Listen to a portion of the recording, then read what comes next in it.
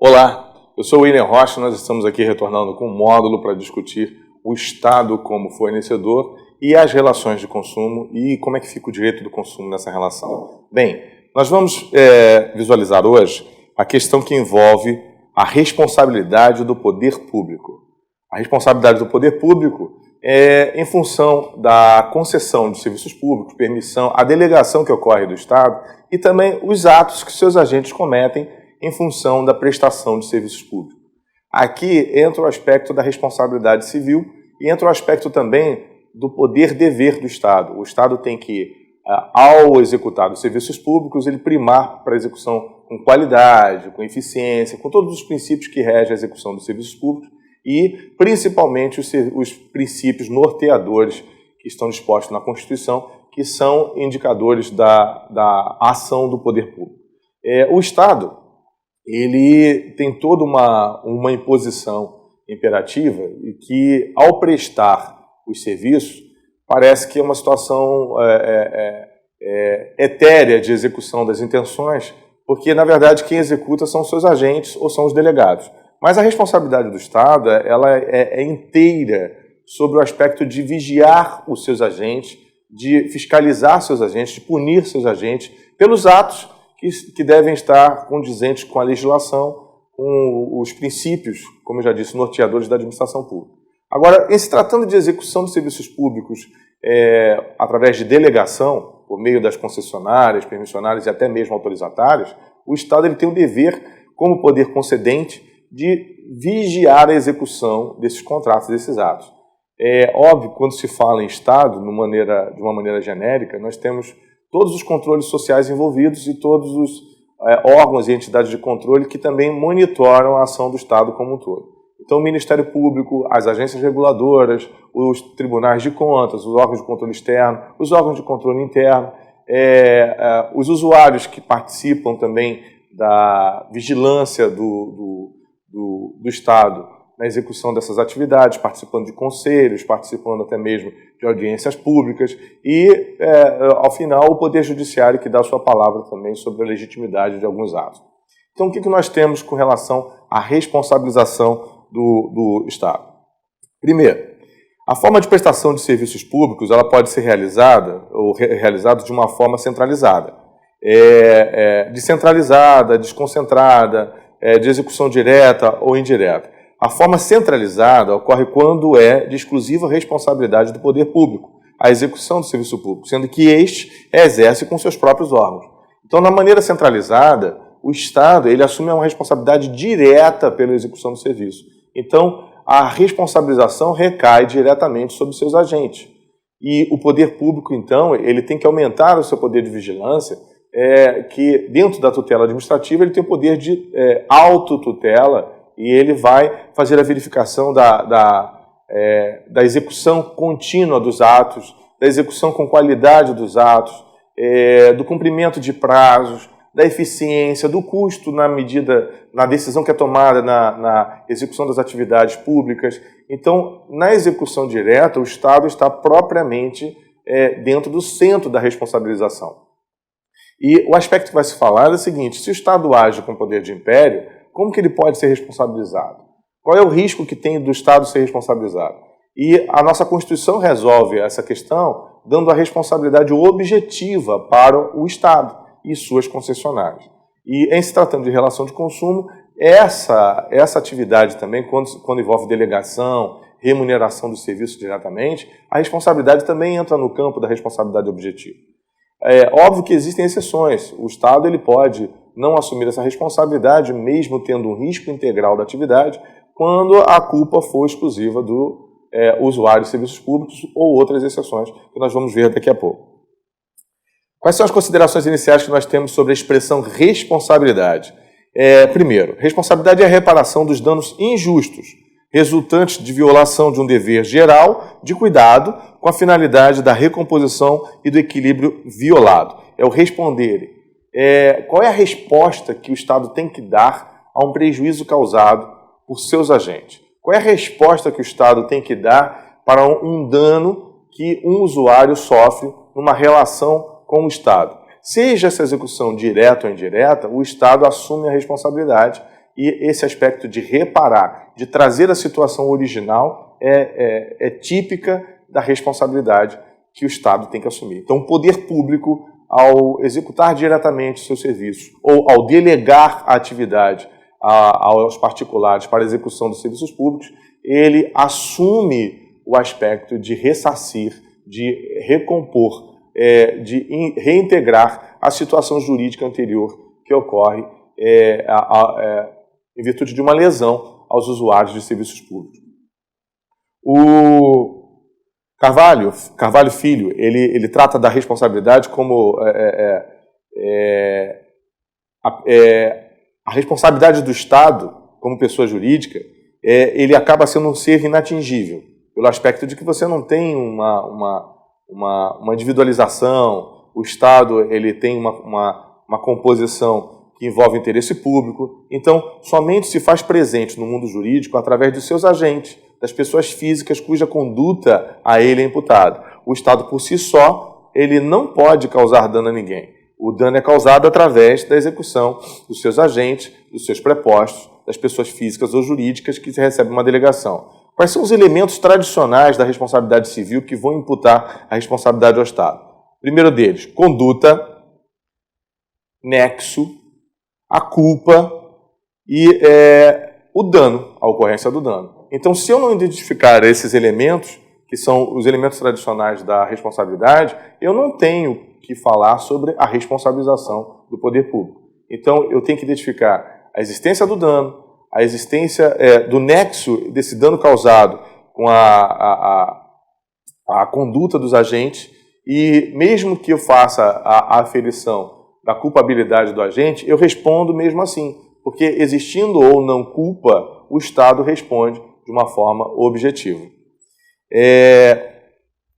Então, para a configuração da responsabilidade civil do Estado, basta a existência de 3 elementos, que é o ato ou a omissão do agente público. E, no caso aqui, o aspecto da existência de um dano e o nexo de causalidade que vai ligar este dano ao agente. O que nós temos em mente graficamente? Bem, a ação de um agente ela vai permear a existência de um dano. Então, por essa ação, eu vou ter a relação, essa ação vai me conectar a um dano, só que eu tenho que buscar a relação entre esse dano causado e essa ação do agente. Então, esta relação é que vai implicar na responsabilização do Estado, porque não poderia falar de responsabilidade do poder público se eu não identifico que isso foi causado pelo próprio Estado.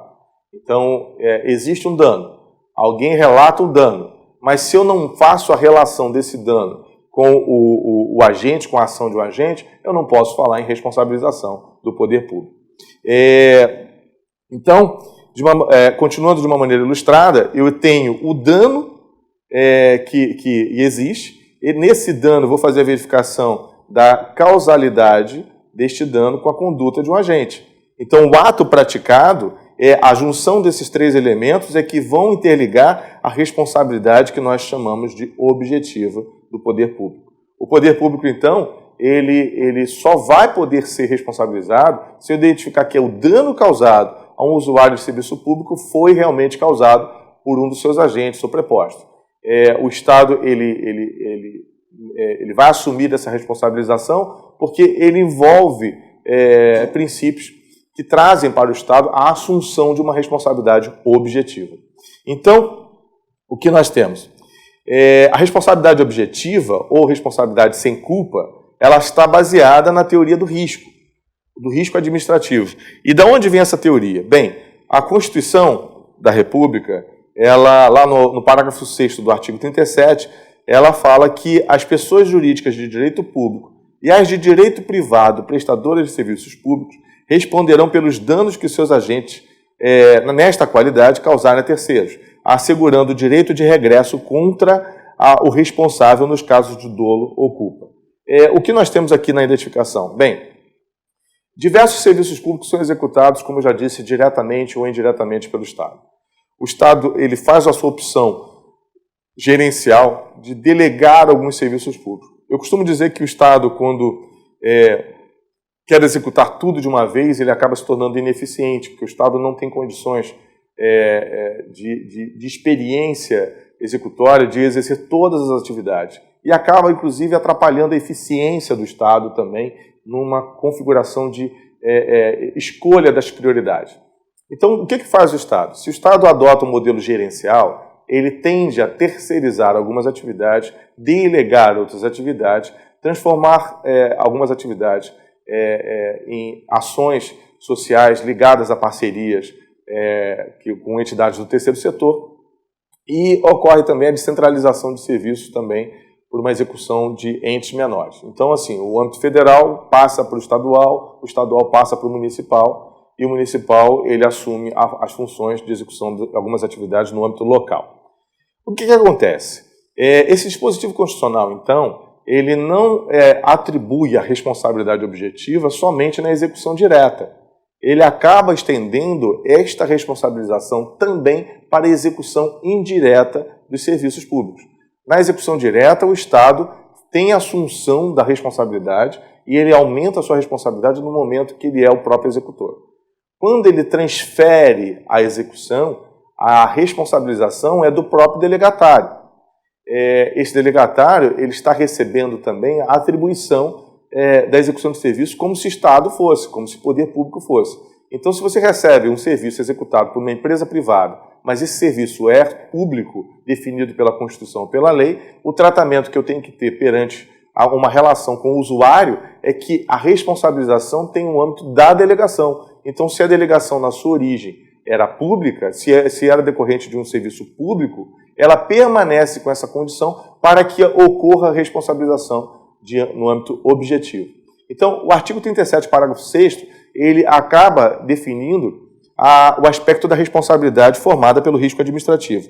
Temos de forma detalhada, então, primeiro, no artigo 37, eu vou definir qual é o sujeito da responsabilização. As pessoas jurídicas de direito público no aspecto de responsabilidade direta pela execução direta. Mas eu não deixo de mencionar que as de direito privado, prestadoras de serviços públicos, também responderão pelos atos que seus agentes, e nessa qualidade de agente, causarem a terceiros. Aí o que eu faço aqui também? O artigo 37, ele assegura ao Estado o direito de regresso. Ele assegura ao poder público o direito de regresso. Então, mesmo que o poder público responda objetivamente, esse impacto patrimonial de ter que ressarcir ao sujeito ativo desta responsabilização, ele vai pedir uma indenização. Então, o Estado, ao responder essa indenização, assumindo essa responsabilidade, ele vai, no primeiro momento, recompor a situação anterior, mas ele vai atrás do seu prejuízo. Então, ele vai na identificação do agente que deu causa. Nesse aspecto, então, temos dois âmbitos diferenciados de responsabilização. Enquanto na primeira relação, Estado, ou poder público, ou concessionário, com o usuário, eu tenho uma responsabilização no campo objetivo, quando eu ingresso com a ação regressiva, eu tenho que provar e evidenciar que aquele agente agiu com um dolo ou culpa. Então, são situações distintas, situações diferentes, mas que protegem também o Estado para regredir, para ingressar com a ação regressiva, buscando a responsabilidade do agente que deu causa. Vários exemplos podemos citar aqui, exemplos do cotidiano, como, por exemplo,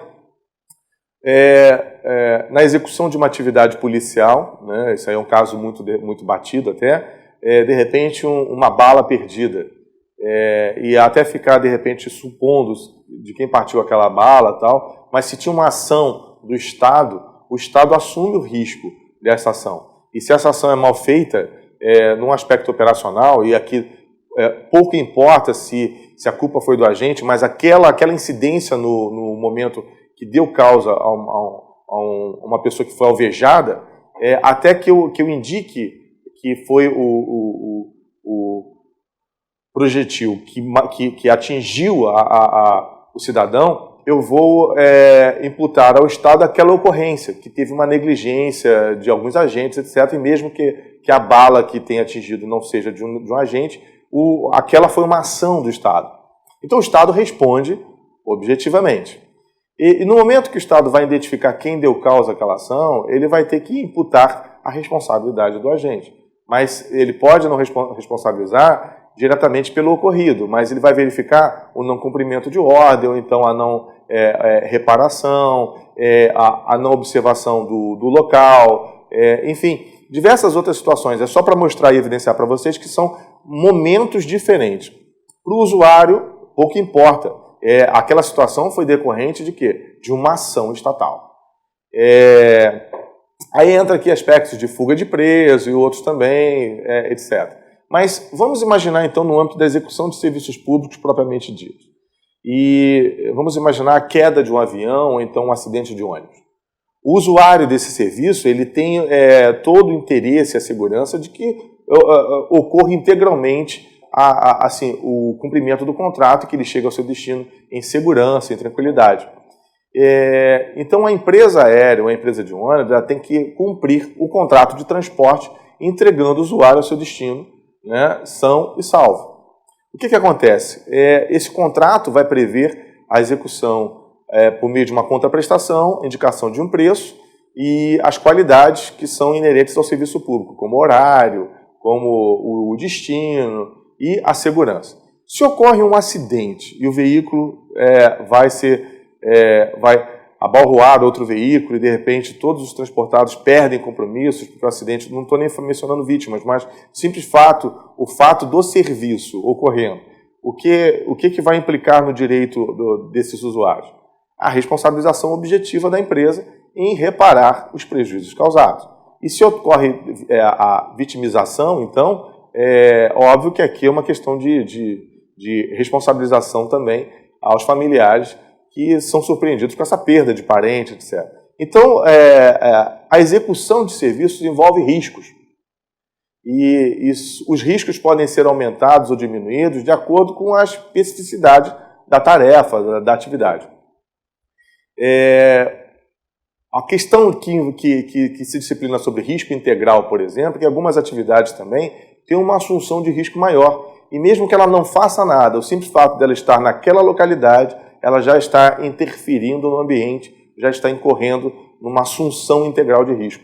Como exemplo, uma represa que vai acabar se rompendo, e aí vai se discutir aquela questão, mas qual foi a causa do rompimento, qual foi a discussão? Pouco importa. O que importa aqui é o resultado. Ocorreu o rompimento de uma barragem ou de uma represa, eu tenho que responsabilizar aquele agente que acabou gerando ou facilitando aquele dano por uma ação ou por uma omissão. Então, nesse aspecto aqui, eu vou fazer a indicação de que teve um dano, aquele dano foi causado por determinado agente, e se ele é um delegatário de serviço público, a responsabilidade aqui é toda objetiva.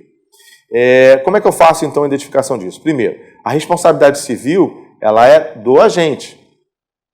A responsabilidade civil das pessoas jurídicas de direito privado estatais, eu vou verificar aquelas entidades que fazem exploração de atividade econômica.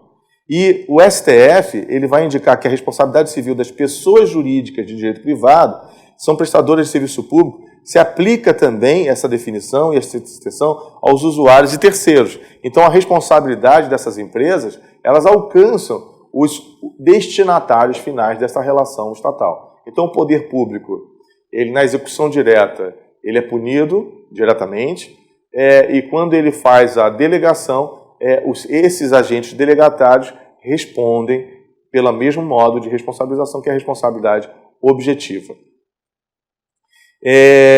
Sobre a ação regressiva, que eu mencionei ainda há pouco, cabe ao Estado, então, identificar qual foi o agente que deu causa, então ele procura o agente causador do dano, e como a responsabilidade do Estado é objetiva, eu não preciso comprovar o dolo ou culpa do agente que causou esse prejuízo a terceiro.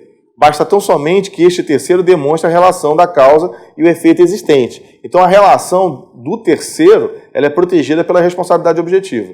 a ação regressiva eu vou contra o agente. Então, assim fazendo, o Estado é obrigado a indenizá-lo, porém ele entra com regresso contra o agente, só que agora, na maneira de ingressar contra o agente, ele tem que buscar o quê? Como a responsabilização do agente é subjetiva, eu tenho que provar que aquele agente agiu com culpa. O que eu tenho nesse aspecto, nessa relação? Vamos dar um outro exemplo. Um acidente de trânsito causado por agentes públicos. No momento que eu tenho um acidente de trânsito e foi uma viatura oficial, o lesado, o terceiro que foi prejudicado, ele vai ingressar com ação contra o Estado e vai obter indenização. Cabe ao Estado, então, responder por esse aspecto objetivo e depois entrar com ação regressiva contra esse agente. Aí é que levanta uma outra situação, se esse agente era culpado ou não. Dependendo do Estado, alguns tribunais, isso aí já tem sido uma questão até um pouco padronizada, por uma questão de economia processual, aceitam a denunciação à lide. Então ingressa o causador na ação, porque é uma questão de reparação rápida também. Então o Estado ele responde objetivamente, mas na mesma ação ele já indica o culpado para responder também pelos atos. Isso é uma questão que, na minha concepção, até foge um pouquinho o conceito da ação regressiva, mas nós temos que imaginar que o Estado também ele não pode aguardar o trânsito e julgado de uma ação para depois entrar com a ação regressiva, porque muitas vezes ele vai encontrar a prescrição e também não vai ter dificuldade para localizar os agentes que podem se afastar da administração, outras situações que podem ocorrer. Então, por um efeito de economicidade, já verifiquei isso, diversas ações que são ingressadas contra o Estado para responsabilização, ocorre a denunciação à lide também para que o indivíduo seja trazido ao processo. Mas aqui podem ter algumas prejudiciais, porque no momento que eu trago eu tenho que comprovar a existência de dolo ou culpa. E isso é só uma questão de interpretação, não cabe a mim divergir desse posicionamento, mas é só uma verificação que existe esse posicionamento em alguns tribunais e acabam aceitando justamente o ingresso do causador do dano.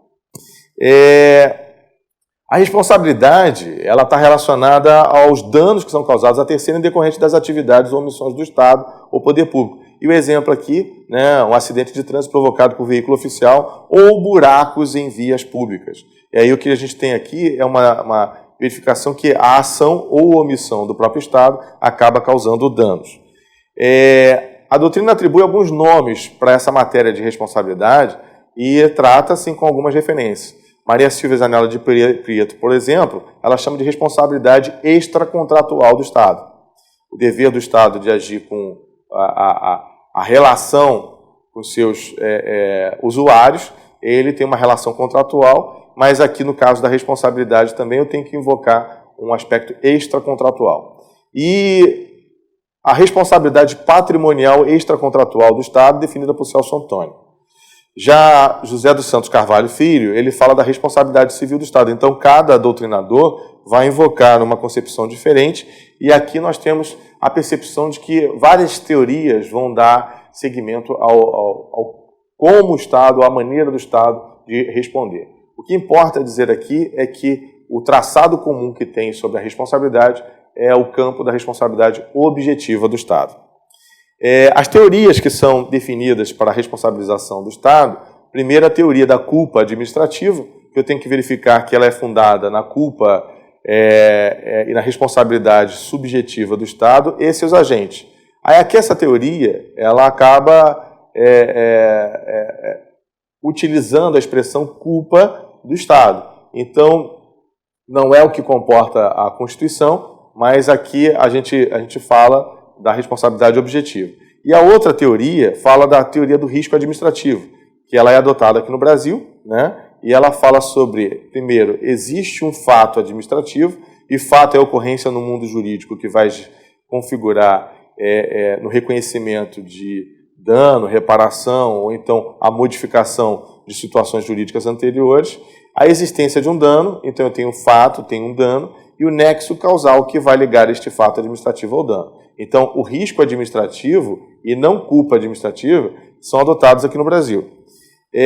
Já o risco integral é uma outra teoria tem um aspecto explicitamente constitucional que trata que algumas atividades o Estado, o poder público, assume um risco integral. Então, não é simplesmente um risco administrativo.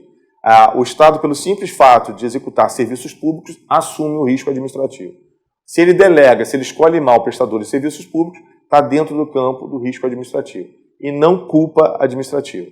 Agora, quando se fala do risco integral, é porque algumas atividades são específicas para essa função e não se admite nenhuma excludente.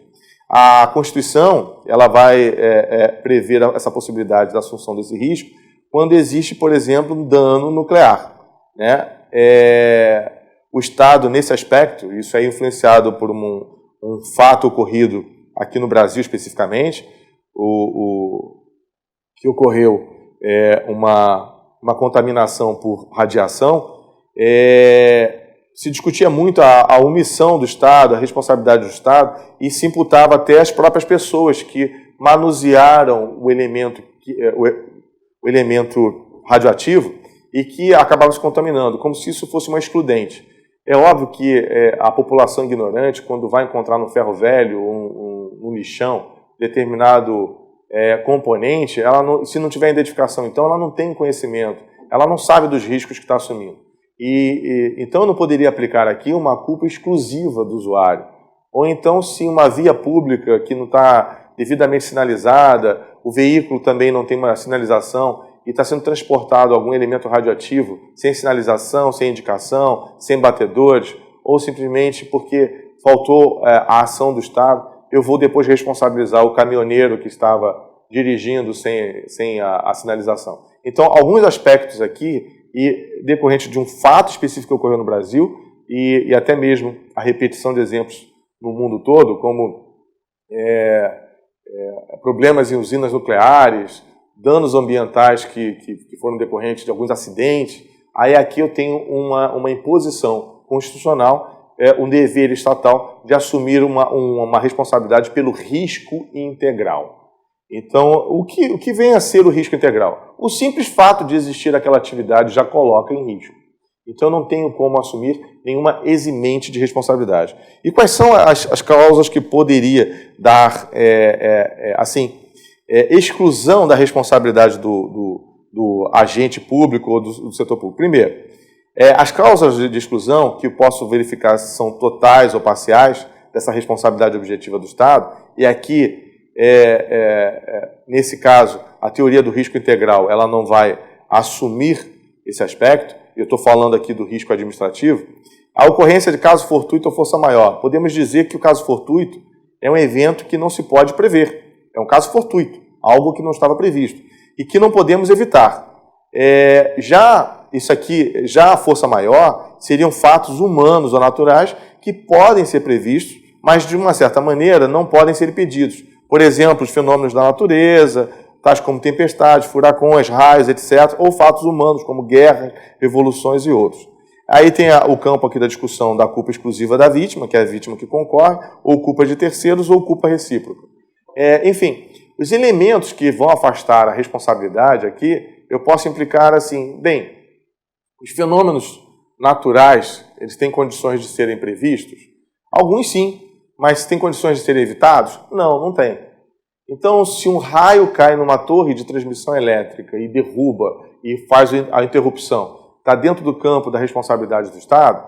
Bem, aqui é aquela questão, se envolve risco administrativo, o Estado, nesse aspecto, ele está afastando a sua responsabilidade porque não foi uma ação ou uma omissão. Mas se eu reparar, se eu observar que a falta de proteção ou então a falta de indicação, exemplo, quedas de raios em prédios públicos que não tem o cumprimento das regras técnicas de colocar para-raios, uma rodovia que não é muito bem sinalizada. Então, tudo depende do aspecto de verificação do que ocorre especificamente, de como o fato é gerado. Então, assim, o dano, a existência do dano, ela vai trazer a responsabilização do poder público. Mas eu tenho situações específicas que podem afastar essa responsabilização, como muitas vezes a gente verifica a culpa do próprio usuário.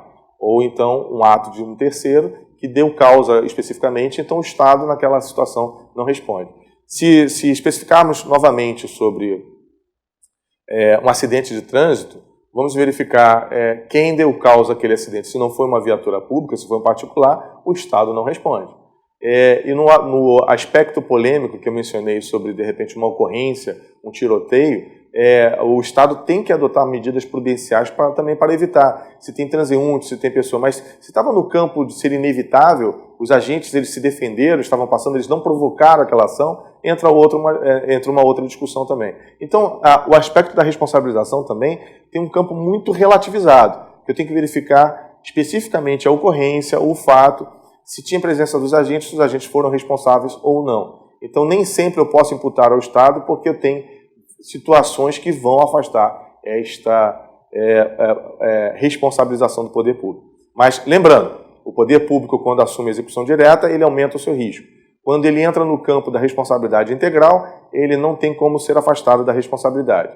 E quando ele delega para terceiros a execução dos serviços públicos, os terceiros é que respondem objetivamente pela execução do serviço. Bem, era isso que eu tinha para falar sobre responsabilidade. Vamos dar sequência com os outros blocos. Obrigado.